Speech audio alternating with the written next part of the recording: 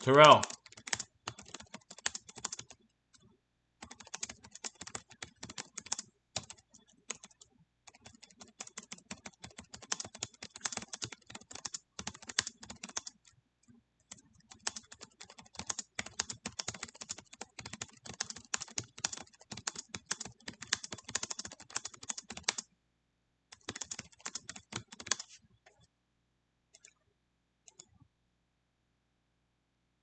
Tyrell.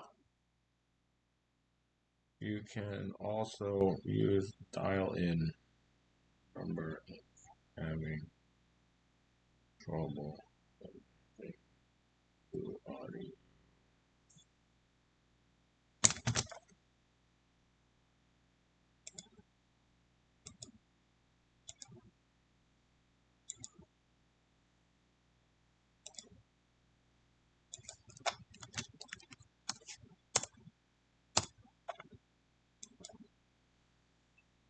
Hello, everyone. Tarun Doshi. Thank you so much for stopping by. Stay connected. Oh, here he is. Tyrell Harriott is here. Very, very excited to get this going. Um, Tyrell, are you there? You hear me?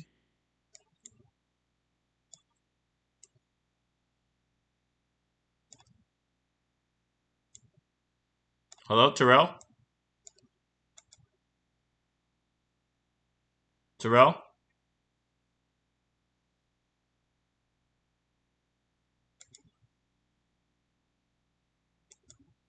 Hello? You hear me? Yeah, we're good. Okay, okay. We are live on my Twitch stream. If you could turn on my stream real quick, that'll be cool. So you Turn on count your as, stream. yeah, so you count as a viewer. Got you. Hello, everyone. We are about to start recording. This is a podcast episode with Falls Hope, who is a great chess streamer, actually. So, big shout out to Falls Hope. His real name is National Master Tyrell Harriott, and a good friend of mine. And yeah, for those of you that don't know, here's actually the link to the actual podcast. It'll be uploaded just in a few hours, probably, if not even sooner, on there. So yeah, I know Terrell and I are actually on a pretty tight timeline to do this. So we're gonna go ahead and start recording actually. So here we go. Let me just on Zoom start recording. And here we go. Um, more record on this computer. Hello, everyone. This is Premier Chess CEO, National Master Evan Rabin, and I am very excited to be here on the 110th edition of the Premier Chess Podcast.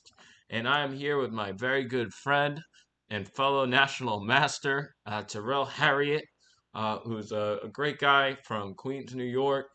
We've been friends now for, I think, about probably around 8 years or so. Ever since he, sort of got back into chess a little bit, we played, lots of tournaments, around the Marshall, and yeah, just a little bit about, Terrell, like me, born and raised in New York, and Born in Jamaica. born in Jamaica. Wow, honestly, a little embarrassed, didn't even know that. But No, it's okay. how old are you when you came to New York? I came here when I was about uh 8 or 9 years old. Okay, I Oh, think it wow. was Did you learn yeah, I was chess eight. in I was eight. I Jamaica was or eight. here?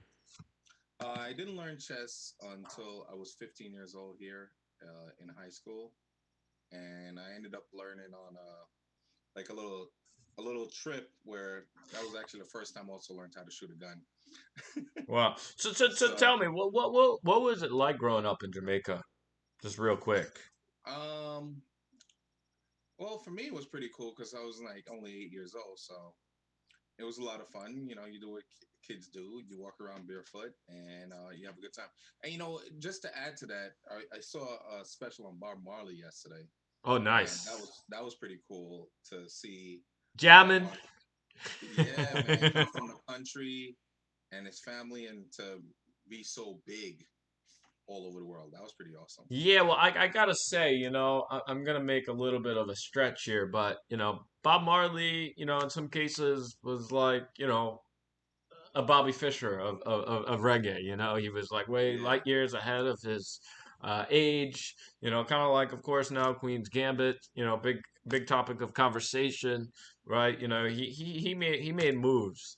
By the way, when I was 4, I actually went to Montego Bay. And it Oh was yeah. my first technically international trip, actually. So Mm. that was kind of cool. But yeah, I didn't know that. So I gotta, of course, mention, Maurice Ashley, Yeah, Maurice Jamaican Ashley. Yeah. Yeah. Grandmaster. Yeah. Was he an inspiration to you at all? I just gotta, Uh, ask. you know, it's like I heard about him, and it was cool that he was Jamaican. But I like the fact that he's doing all those big things. Um, but yeah, that's basically it. I mean, it was cool knowing, wow, he's Jamaican, yay, you know. So Mm, that was cool. But I didn't, I found out about Maurice, I think, after I started playing chess, but I got didn't it. really get to know him really, you know. Got it. Got it. Well, I didn't mean necessarily personally or not, but I guess he was, at least some sort of, influence. And by the way, I actually just reached out to Maurice yesterday to see if he Oh could yeah. jump on our podcast at some point. Oh Um, yeah. just Wow. that would be obviously a lot of great inspiration, which would Hmm. be really cool. So, yeah. So anyway, let's sort of get right into it. One thing that I thought was kind of cool, and part of the reason I actually wanted to bring you on, was we met, again about like 8 years ago now. You took time off. I know you used to be in IT, doing IT work, and then like all of a sudden you kind of just had shortly before I met you, actually, right? I guess you must have had like some sort of revelation. You know what? I'm an adult. You were probably not too far from master strength. Or maybe what, like an expert when you got back into it. But what made you like just do the push to become master, right? Because a lot of adults don't have that drive. We're just like, okay, we are whatever we are. But again, you were an expert. You realize you obviously had the potential to make master. But what gave you that just extra oomph to make master when you kind of got back into chess?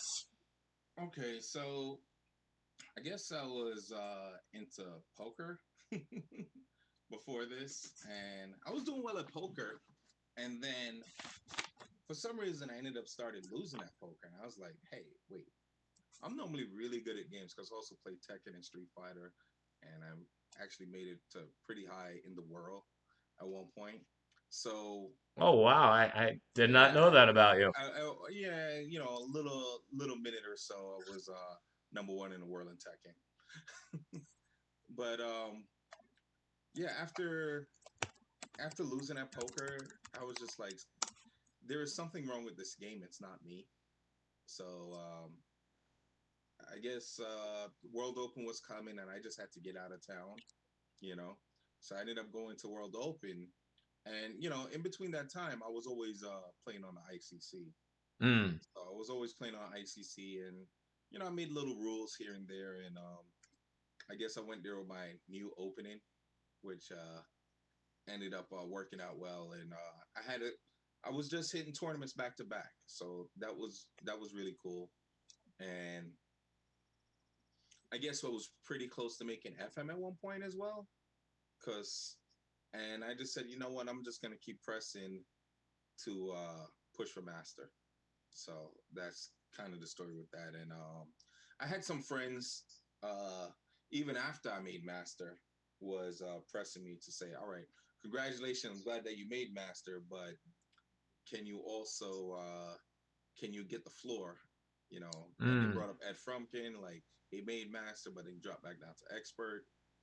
And so that's what really made me push is like, all right, I gotta do it for you guys. I gotta get that floor because when I was coming up, they always like, yo, I see it in you, I see the strength. And So I think a that lot of that's it what really was made me push. definitely peer pressure, right? And Yeah, accountability, peer right? pressure.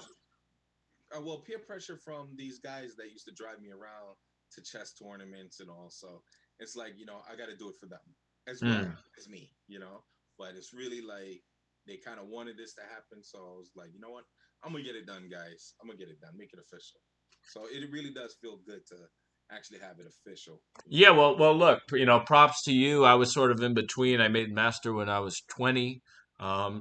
lot of kids these days are making master when they're, 13, much younger All right. even, right? So, but I would say like in a way it's even harder as an adult, like as a kid, okay, you have your homework, this and that, but you don't have, that much, you know, being distracted, in life, right? But of course, us, we need to, we need to deal with really everything, right? Growing the business, right? People ask me all the time, are you, advancing in chess, right? And I tell them, quite frankly, not so much, more focused on growing the business right now. And yeah, of course, we have a lot of distractions, but I think yeah, people having friendly rivals and accountability, is very important, right, in business and in constant improvement. So, um, next thing I wanted to ask you about, is just what are your, and this is one thing we've definitely talked about in some other episodes. For instance, one with JJ Lang, who I know you know very well, as well. He also made master, as an adult. If you had one or two tips for adults in particular to improve and get to master, of course it varies on the person, but uh, what would you suggest?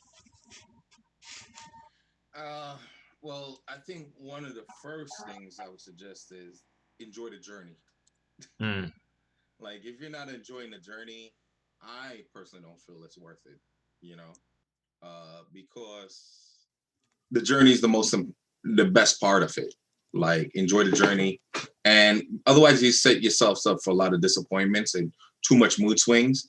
mm, Yeah, I mean, I even remember when I was at World Open. It's like I'm not focused on winning the money.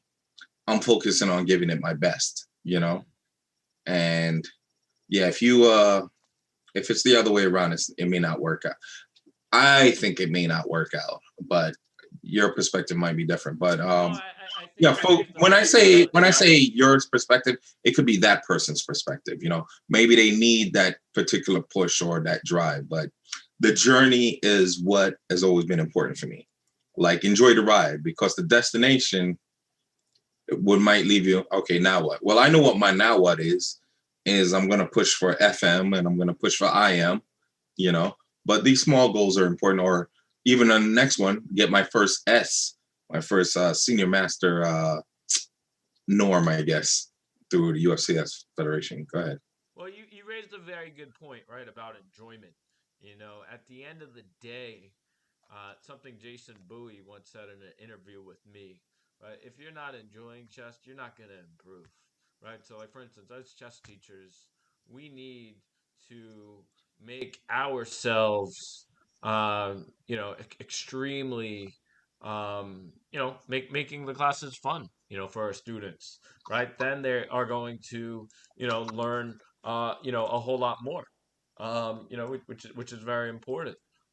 Similarly, my good friend Mike Papapavlu, who's also been on our podcast, the founder of Guitar Guy Guru, once talked about the idea of with our students, and everyone else, right? It, you're bringing people's excitement, as entrepreneurs, as students, as like pretty much no matter who you are, right? Everyone has, some clear, uh, some clear stresses, in their lives. But something like chess or guitar, other, hobbies, it's interesting, right? Because, it's just a hobby or it's just, a profession for us, right? For Mhm. us, it's kind of, it's both, right? When I go to a tournament, it's not a vacation, right? It's a job. right? If I'm hanging out with you, playing some blitz games, maybe on the stream, okay, that's just fun, right? But anyway, yes, we do need to bring excitement. So anyway, what I really wanted to actually mostly talk about was just the um, projects that you've been currently working on. You've been a teacher, with Success Academy and other organizations, but now your main focus is being an organizer. Oh yeah. Yeah, to tell us about, I know you're doing, socially distant outdoor tournaments and socially distant tournaments at Steinway Billiards. But yeah, tell us a little bit more about your events. Oh, all right. So yeah, but I was recently in an article with Chess Life. I thought that was pretty cool, where they were talking That was about taking awesome. it outdoors. Yeah, taking chess outdoors, and that was really cool. It was running on chess tournaments at Cunningham Park in Queens because you know I was actually like 10 games short of making original life master, and I was like, darn, I'm so close, and I really want to make this thing. And I also have a student, Jessica Hyatt, that she's She's been doing I feel wonders, like, by the way. She just got a big chess scholarship, I know. yeah, So, right. wow. I, I saw this potential in her a while back, but upon her beating me more frequently now, I definitely feel her strength level is there. And she's been getting a couple other national masters as well. So I wanted to help this opportunity because here she could be the first, African American woman master. So I was like, all right, so I could do this tournament. Besides, I'm like a tournament player, and it's like I need that feeling back. So I said, there are other chess players out there. I mean, even you and I tried to get something together at one point. So I started trying to organize the tournament because I was even organizing online tournament events at the same time. So I was able to get a few players together and Jay Bonin as well, which we know is a diehard tournament player. And by the way, So Jay actually just agreed yesterday to come on the podcast. So you'll see an awesome, episode with awesome. him soon. Yeah. So yeah, I started putting these tournaments together. Um, and I was able to get my original life master doing that. Jessica Hyatt, she's now rated 2018, so she broke expert. And in her last, she beat an expert and she drew at Jay Bonin as well in her last tournament. So that's pretty good. And I really feel that she can make it. She's right there. I'm really just trying to get experts and masters to come out so she could just have a chance to play them. That's good enough. Yeah, well, it's obviously, you and I know, obviously very important to play stronger players, right? Of course, as a Yeah, way right. to improve. And yeah, 2018 is a marvelous accomplishment. At that age, she's making Yeah, wonders, 15, right? and she got a big scholarship, Oh yeah. for college, which is absolutely amazing. And there's definitely a lot of benefits that chess, of course, could bring, outside of just improving, in chess. Um, so You these wanted to outdoor know? tournaments Oh, that you've been doing, in Queens, um, what have you okay. what So, what what have you done in terms of COVID preparation? well, the COVID preparation, like, of course, masks are mandatory. Um, of course, you sanitize, Right. for each game. And the next main thing is like we try to focus on outside, you know, because they said outside is a little safer. So that's why Cunningham Park was pretty good. And of course, we maintained the distance. And when it started getting kind of really cold, I was like, I have to find like a hybrid location, because there's going to be people that still also want to play outside, no matter how cold it gets. And there's also going to be inside because we might not be able to stay out there the entire time that cold. Right. So Steinway, which is pretty funny to me because when COVID happened, I wanted a way to keep in touch with all my friends, all my chess players. And I said, you know what? I'm going to name it Steinway Crew. and I was able to get all my friends that normally get together at Steinway and some friends from barbershop to be there. And then now, when we got over the board play, we're going right back to Steinway. And, it's good for them as well because we're bringing revenue for the restaurant because normally it's a billiards and they don't Right. have any billiards action right now. So it's kind of working out hand in hand where I'm providing tournaments and people will come there and eat food. And they're also, able to let me run my tournament there. Uh, Now, so next thing is that they do have some outdoor seating and they do also have indoor. And what it is that have like some special rules where, or expectations, I should say, that if someone arrives early, everybody wants to play rated games, and Mm. people want to be safe as possible. And you have to respect that. So one of the rules that I have or expectations that we have is that if someone arrives that's registered to play in a rated game, they arrive there and they can set up their board. And if you get paired with them, because I also set up boards on the inside, if you get paired with them, then they have preference of where to play. So most likely they're going to choose to play outside. And, if you get paired with them, you just got to go out there and play them in that one round. Meanwhile, they've been out there all day and you only got to go out there for one round. So it works out. And parents, especially, some of them want their kids to be outside and, but it's a safe environment, basically, we want to play chess and we want to do a rated. So got to meet in the middle. Yeah, no, absolutely. And I think it really is good to, have something for everyone. Of course, yes, of course, there's going to be people that are, uncomfortable to go. But I really do like how you're being flexible. And, by the way, I want to actually thank you. One of my students, Oh, yes, Peony, yes. who of course is my student. He's been loving these tournaments. I mean, he's been Oh, yeah. actually He's been with asking me me from the for start, too. Shout out to him. yeah, he's been asking me, actually for a while now. Oh, where can I go in person? This and that. Yeah, I want to play, and you've been giving him, a great resource. So, yeah, definitely, he's obviously, as improving very rapidly. Oh, So, yeah. I think he's um, grown about 300 points since he's been coming to these tournaments. it's you win and you win. So.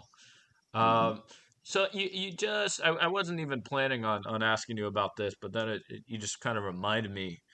I think it's so cool how you basically formed a chess club at a barber shop, right? It's something that when you first told me that I was like, what? You know, not like okay, maybe the barber's interested. You play one, but yeah, tell me about that chess in a barber shop. Okay, so it's my friends, and the barber actually had chessboards there. And I guess I've known him since for a while, quite a lot of years. But yeah, I used to always play these guys. And what it is that, every day you go there, they're at the barbershop playing and, you have their phone numbers, but these guys weren't really on the internet, you know? And when COVID happened, I was like, I got to get these guys together. And I was able to call them up, basically give them a walkthrough on how to set up an LI account.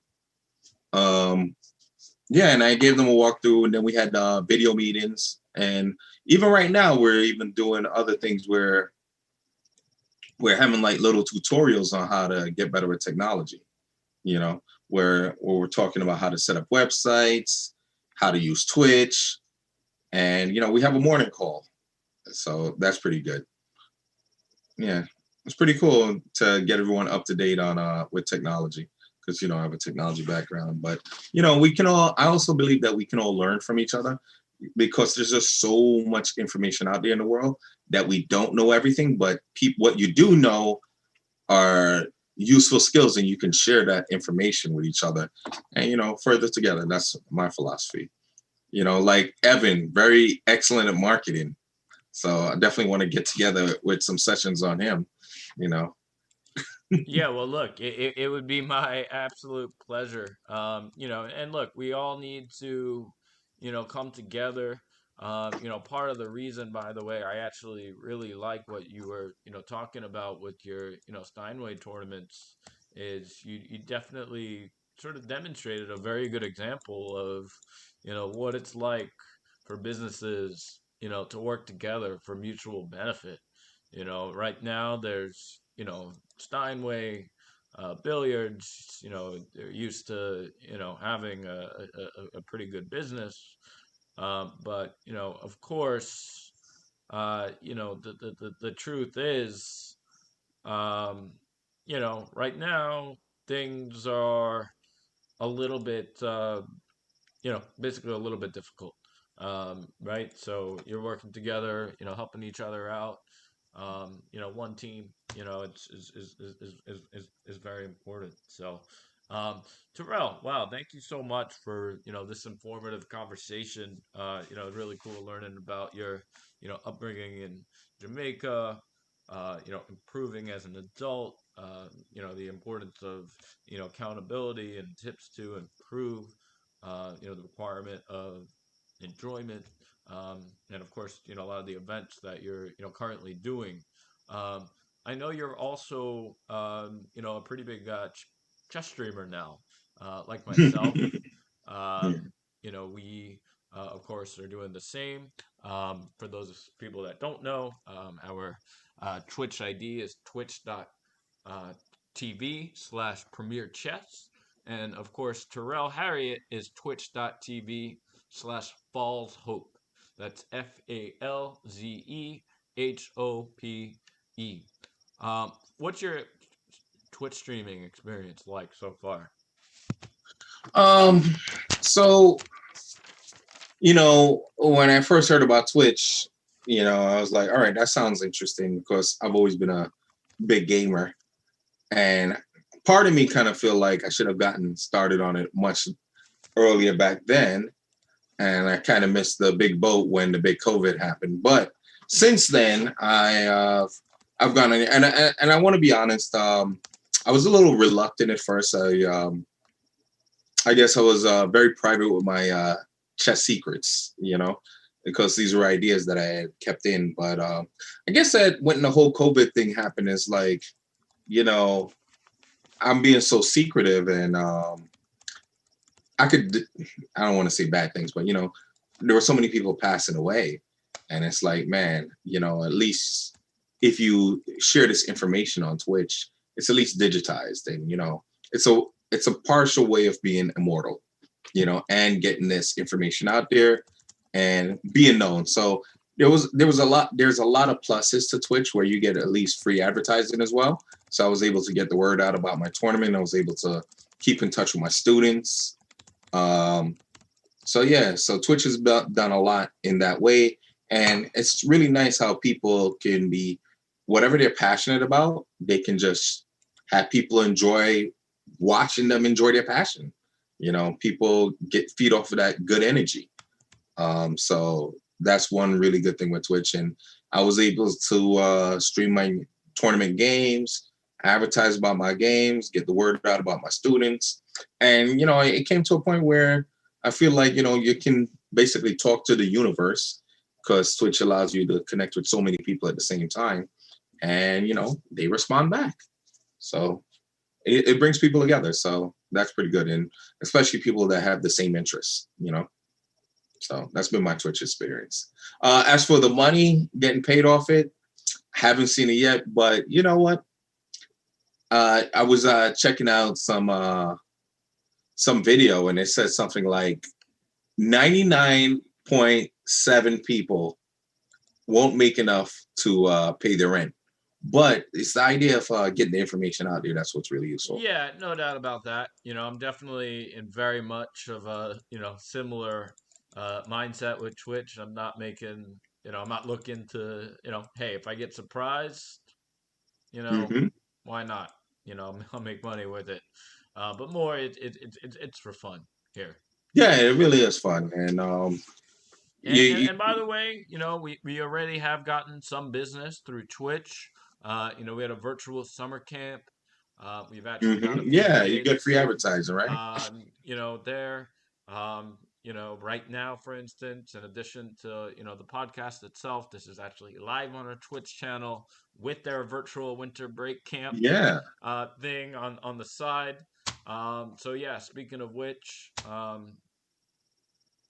plug, you know, November, December 21st to January 1st. We got a great virtual camp.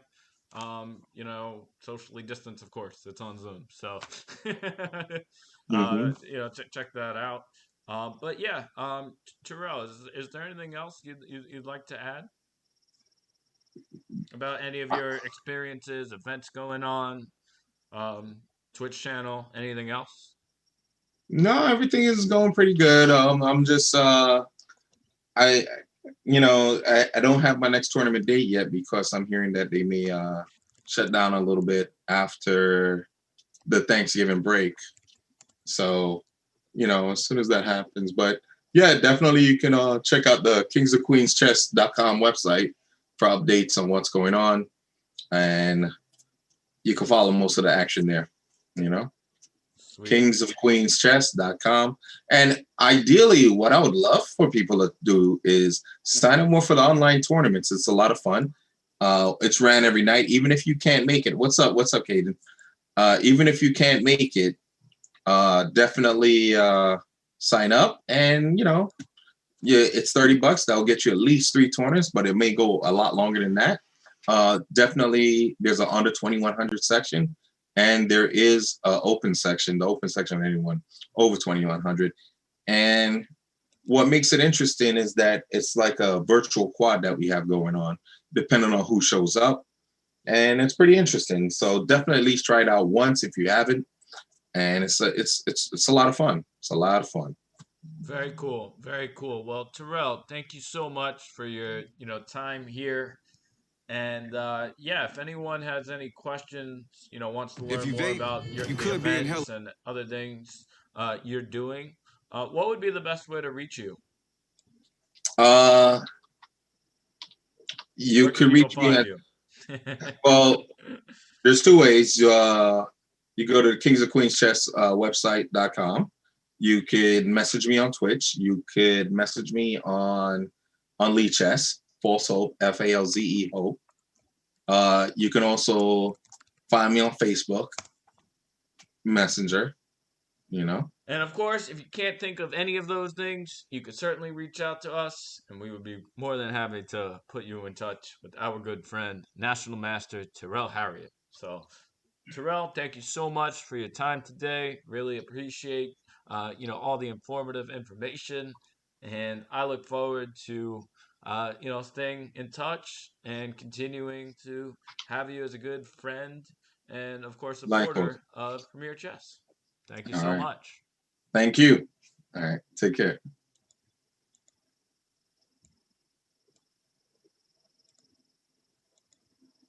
Okay, stop recording on Zoom. And thank you, everyone on Twitch, for watching. That was a nice, fun podcast episode recording. And yeah, thank you so much, everyone. I might do a gratitude stream sometime tomorrow. Maybe like a gratitude sign wall sometime tomorrow. That'd be kind of cool All right. on All right. Thanksgiving. All right. Catch you later, Evan. Bye. Thanks. Take care. Bye. Yeah, thanks everyone for watching. I'm gonna go ahead and actually raid a mutual friend of Terrell and I, and that is uh, National Master Steve Colding. It should be a lot of fun. And yeah, go ahead and look a little later today on soundcloud.com/Premier Chess, and you will see the uploaded version of the recording on the podcast.